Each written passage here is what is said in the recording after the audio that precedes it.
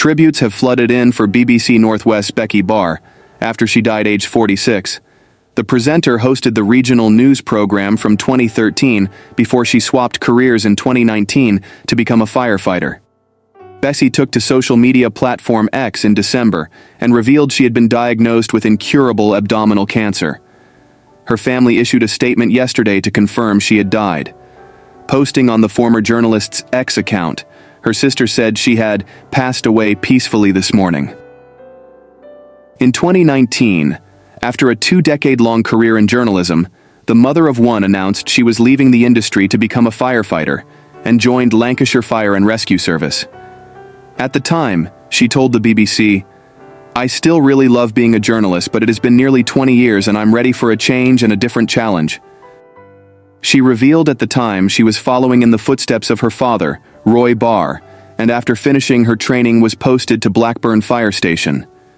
Miss Barr started her journalism career at the Blackpool Citizen in her early 20s and then worked for Bloomberg News and CNBC in New York before she moved back to Lancashire and joined the BBC.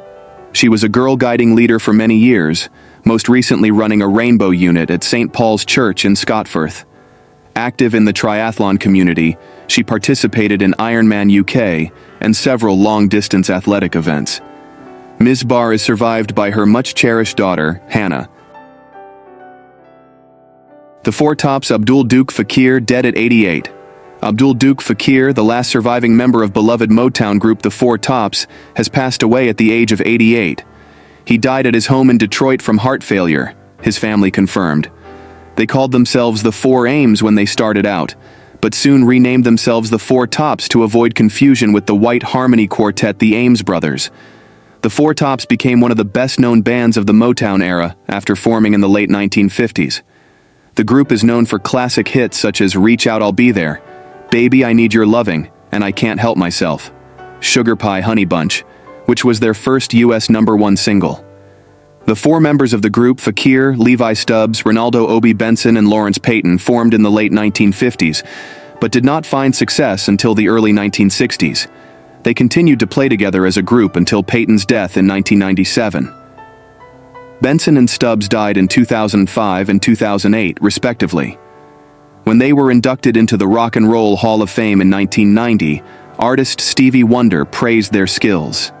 Fakir, the child of Ethiopian and Bangladeshi immigrants, lived in Detroit his entire life and grew up in a dangerous neighborhood there, according to the Associated Press. In 2022, Fakir released a memoir, I'll Be There, My Life with the Four Tops. Fakir was married twice, for the last 50 years to Piper Gibson and had 7 children. 6 survive him. In the mid-1960s, he was briefly engaged to Mary Wilson of the Supremes. Actress Teresa Gimpera died on Tuesday, July 23rd. In Barcelona at the age of 87 one of her children has communicated to the media. Gimpera, born in Igualada, Barcelona, on September 21, 1936, she was the muse of the so-called Gauche Divine and the Boccaccio nightclub in Barcelona, as well as an advertising model and film, theater and television actress. Teresa Gimpera stood out as a prolific film actress, especially during the 60s and 70s, with a career that exceeds 100 titles, among them the legendary The Spirit of the Hive by Victor Erici.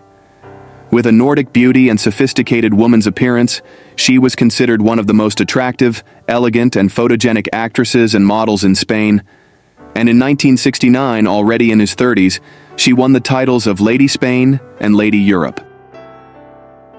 At 21 years old, she was discovered by photographer Leopoldo Pomes, who turned her into a sought-after advertising model, both in magazines and television commercials, to the point that she was known as the TV girl. With a film career more marked by quantity than quality, Teresa Gimpera set up her own modeling school in 1986.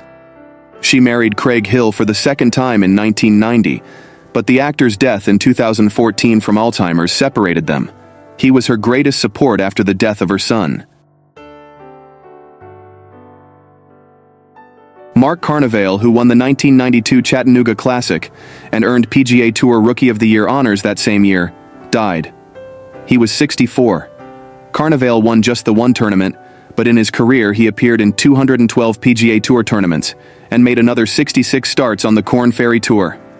In 2007, he transitioned to broadcasting, joining Sirius XM radio coverage of PGA Tour events. He also covered some tournaments for PGA Tour Live on ESPN+. Carnevale's last event was the Genesis Scottish Open 2 weeks ago. He was scheduled to work this week's 3M Open at TPC Twin Cities in Blaine, Minnesota. It was in the 1991 Q School where Carnevale reignited his playing career, rejoining the tour at age 32. In 1994, he fell short of a second win at the Byron Nelson in Irving, Texas, as he was among the 5 runners-up in a 6-man playoff where Neil Lancaster prevailed. Carnevale's dad, Ben, was the men's basketball coach at North Carolina, where he led the Tar Heels to their first NCAA tournament appearance in 1946.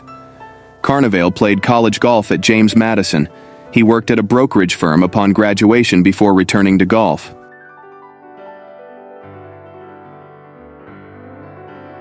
John Mayall, the pioneering British bandleader known as the Godfather of British Blues, has died at the age of 90.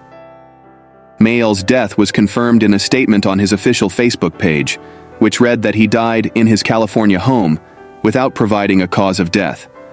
Mayall was born in Macclesfield, England in 1933 and began his music career in the 1960s, playing in various blues bands and eventually forming his own group, the Blues Breakers.